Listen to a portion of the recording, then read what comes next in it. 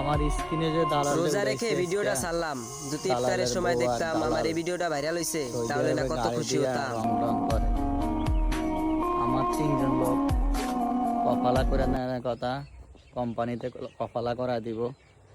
আমার কাছ থেকে 4,500 রিয়াল নিছে। 4,500 রিয়াল নেওয়ার পরে আগের টাকা আমার দালালের কাছে, এটার লেগে একজন আমার তানে 2,000 করে 6,000 টাকা চাইছে আর কি। তো আমি আগের কিছু টাকা পাবো দালালের কাছে। তো এই আছে না, আমার 3জন লোকের আকামা এক্সপায়ার করছে দালালে, করার পরে দিয়া তারপর আমার কত কষ্টের পরে 3,000 রিয়াল লইছি।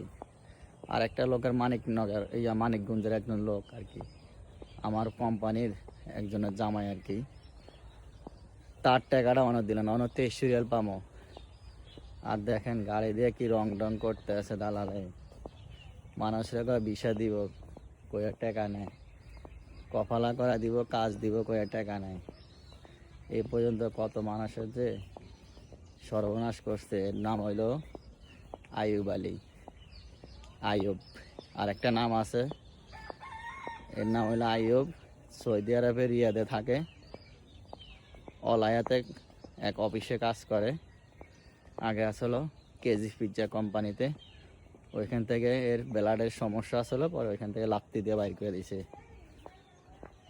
তো দালালের বাড়ি এলো কুমিল্লা।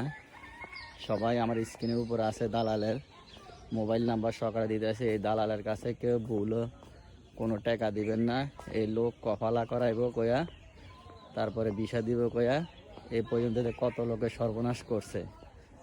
1 নাম্বারে আমি, আর বহুত লোকের এরকম সর্বনাশ করছে।